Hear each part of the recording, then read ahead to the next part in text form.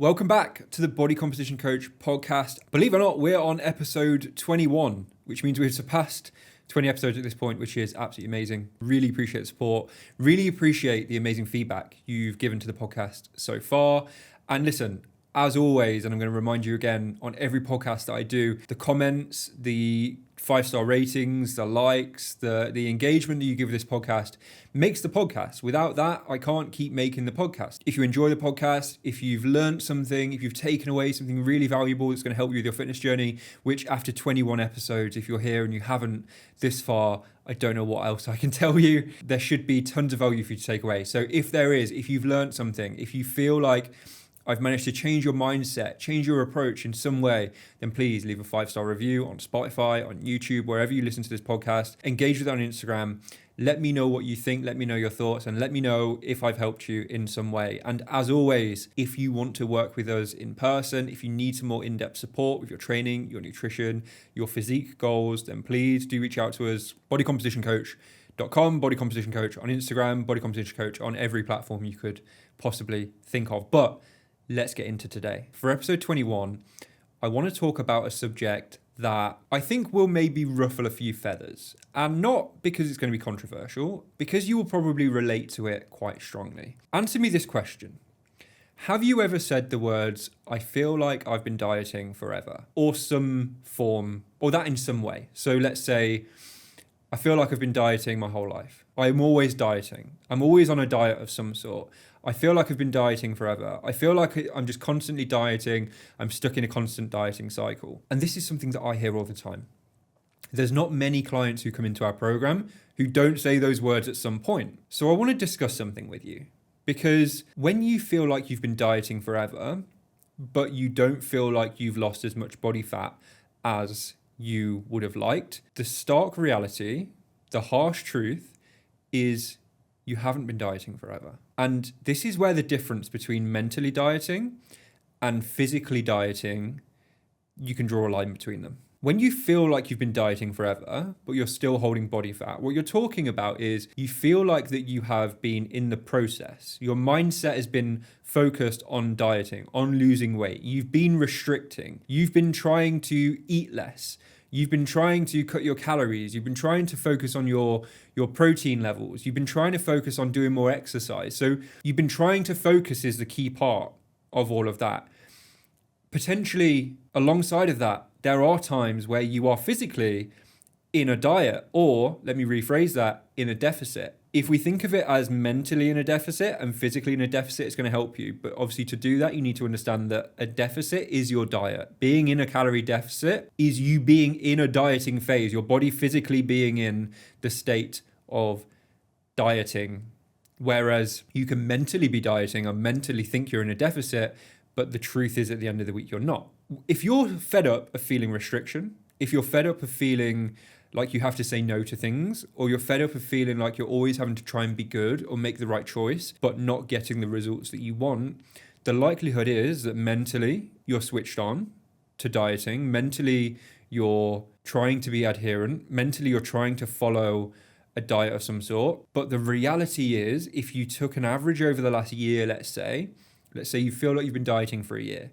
If you took an average over the last year, the reality is you won't have been physically in a deficit for that whole year. And that's how we end up with this blurred line, this gray area, where you feel like you've been dieting, but the reality is, or the real truth is, you haven't been in a state of a deficit or a state of dieting within your body for that amount of time. Why does this happen? There's a couple of ways this can show itself. One is that you aren't doing the correct things to physically be in a diet. I would hope after 21 episodes, you're fully aware you need to be in a calorie deficit. You're fully aware that you probably need to track your calories. You're fully aware that you probably need to eat more protein. You're fully aware that you probably need to walk more and train more. I'm not going to cover those basics, but let's say for the sake of this episode, you've been trying to restrict. You've had a restrictive mindset, but the reality is you haven't actually been recording your calories correctly, or you haven't been recording your protein correctly, or you've maybe skipped some workouts. So even though you're on a diet, the reality is you haven't been doing the things that are required to put your body into a state of a deficit or dieting. That's the first way this might show up. But I don't think that that's the case for most of you. The one that I think is more likely to be the case for some of you is that you have a good Monday to Friday, work hard during Monday to Friday, and you know that, I've been in a deficit. I've been in a hard deficit, maybe even 6 days a week, maybe Monday to Friday and Sunday, or Sunday to Friday, let's say. But Saturday comes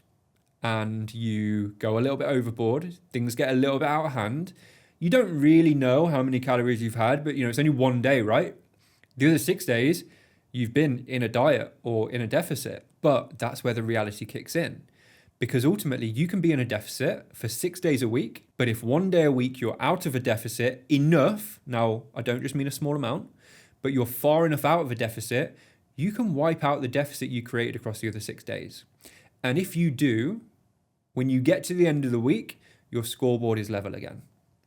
Your slate is wiped clean. Okay, let's say you were 200 calories in a deficit Monday to Sunday. Across the whole week, that's what, a 1,200 calorie deficit? Then let's say on Saturday, you go 1,200 calories over, which, believe me, is easy to do, especially if it's like a greasy pizza or something like that. The reality at the end of the week is you've wiped out your 1,200 calorie deficit, and you get to the end of the week, but you don't feel like you've been off for the week or had the mental space for the week, or you've had the break from dieting. Actually, you feel like you've been working harder than ever, because 6 days a week you've been restricting, you've been working hard, you've been locked in on the diet. You see where the frustration comes from. You feel like you've been dieting for the whole week, but the reality is your body doesn't act on what you feel like. Your body doesn't respond because you think you've worked hard for the 6 days. Your body responds to the numbers and the reality. And the reality is you've wiped out your deficit because of the Saturday. By wiping out the deficit, you feel like you've been dieting all week, you're frustrated, but nothing has changed. Another couple of areas this might show up, because we've got the not doing the right things as number one. We've got the doing the right things most of the time, but not enough of the time, and you're wiping it out. But also a couple of things that I see with clients that we work with you guys who message me on Instagram, is that you have no clear start and end date. One of the best things you can do for a dieting phase or a fat loss phase, however you want to call it, if you don't want to use the word dieting, I don't care. Use deficit, use fat loss, whatever it is. The best thing, or one of the most effective things you can do for that phase, is to have a clear start and a clear end date. Get in and get out. If it's 8 weeks, 12 weeks, 16 weeks, doesn't matter.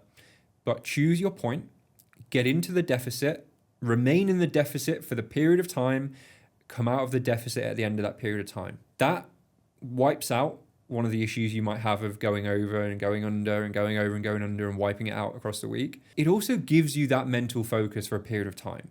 When you feel like you've been mentally dieting for 12 months, 10 years, some of you are in my DMs and you're telling me, I've been dieting for 10 years or more. But the reality is you haven't. You feel like you've been restricting for 10 years, but you haven't been dieting for 10 years.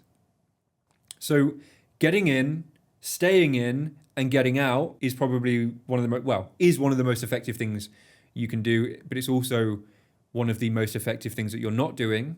You're just in, and then you kind of fall out again, and then you're in and you fall out again. You're on, you're off, you're all, you're nothing.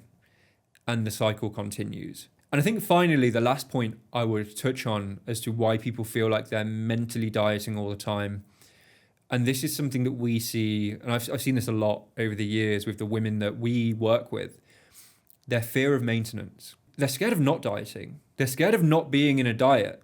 Potentially that they don't feel like they need to be any smaller, or they don't feel like they need to lose much more weight, but they're scared of what's on the other side of the 1,200 calorie diet or the 1,500 calorie diet or whatever it is that you're working to. They're scared of what's on the other side, and they get trapped in the loop. They end up restricting, and then they binge, and then they restrict, and then they binge, and then they're still in a diet mentally, and it's exhausting because they're mentally just trying to go around in circles in this diet, but they're not really coming out of it, and they don't really have a strategy to get out of it, and they feel uncomfortable with the idea of never being or not being in the diet all the time or in the deficit all the time. That all or nothing approach, that no clear start and end date, that blowing it on a weekend, that not doing the things required, that fear of maintenance, all of these different things lead you to a point where you feel like you've been dieting forever, but the physiology, the biology, your body has not been dieting forever. You're mentally exhausted, but you're physically not ready to stop dieting, or you haven't got the result that you want through dieting. So what would I do? And here's my advice to you. I think I've probably touched on this in some of the points that I've already made, but just to be really clear, you need to define the phase that you're in, and you need to commit to the phase that you're in for a period of time and go all in on it. So if you're going to do a diet, if you're going to be in a deficit, if you're going to commit to a dieting phase, be in it and don't come out of it for the set period of time. Do 8 weeks. Start small. But from the start, from day 1 of 8 weeks until the end of day, whatever that is, 8 weeks later, be in the deficit, be in the diet. Have a clear start and end. Watch the movement across that time. Don't react to the scales. Don't react to how you're feeling at the time, whether you feel hungry, whether you feel full, don't react to emotions. It's harder to say than do, believe me. But try your best to not react to the emotional side of it and just commit. For 8 weeks, I'm just going to see where I'm in 8 weeks' time, but I'm going to physically be in a diet, not just mentally be restricting. When I talk about being very clear on phasing, that's obviously the fat loss side of it. The other side of that would be the maintenance, the growth phases. Spend time there. If you've never done one before, hire somebody who knows what they're doing, who can walk you through a growth phase, who can walk you through a maintenance phase. One of our clients, she won't mind me mentioning, I'm sure, maybe she'll be listening. One of our clients, Laura, she came to us because she felt like she had always been dieting, but she didn't quite have the physique that she wanted. A lot of coaches here would say, okay, well, we just won't diet for a while. That's not what we did. We had a start, we had an end, we had a set dieting period, and we went in. She got the results, even though we had a short dieting period but together, and she'd had a much longer dieting period on her own. We got 10x the results that she got on her own because we had the set dieting period and we made sure she was doing everything that was required to get the results at the end of it. But for her, it was the maintenance, it was the growth phase that's really changed everything. So we've got her into the maintenance, then we've taken her into a growth. She hasn't gained loads of body fat back. She hasn't lost control. She's still in control of food. She's still in control of her actions. She's growing muscle. She's not getting bloated or gaining all the body fat back that she lost. And it's a great example, and you'll find her on our socials on Instagram or Facebook or wherever you are. She's a great example of somebody who was always dieting, has learned how to diet properly and effectively, learned how to be out of a dieting phase, and has successfully then achieved the result that she wants. So just to summarize for you, you might feel like you've always been dieting. You might say things like, I'm always dieting, I've always been dieting, I never feel like I stopped dieting, I'm sick of always restricting. You might say those things. But here's the harsh reality. Although you feel like you've been mentally dieting, you haven't, if you're not where you want to be in terms of body fat, you haven't been physically dieting. So what we need to do is have a set, clear structure, start and a finish, where you are physically dieting if you want to lose body fat. You don't have to do that first, but that would be my suggestion if you still want to lose body fat. And then a set end date where you come out, you learn maintenance, you learn growth, you work with a professional who can walk you through those things successfully, show you the ropes, show you that you don't just bloat and gain body fat, and have your set structured phases and periods of time that you do these things for, and stick to them. Don't just decide to do another fat loss phase just because it's easy and you can, or you decide that's the most important part. Okay? Hopefully you've learned something from today.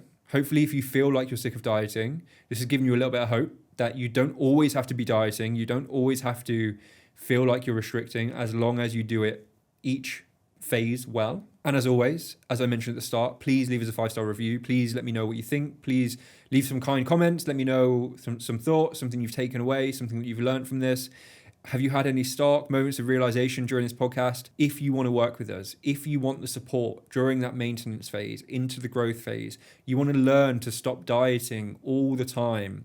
You want to learn to not be mentally switched on to being in a diet 24/7, reach out to us. You can reach out to us on Instagram. There's a link in our bio. You can email, you can message us, however you can contact us however you like. The contacting doesn't matter. What matters is we can work you through that phase, we can help you, and we can help you fix the problem. So as always, leave us a 5-star review, and I'll see you next time.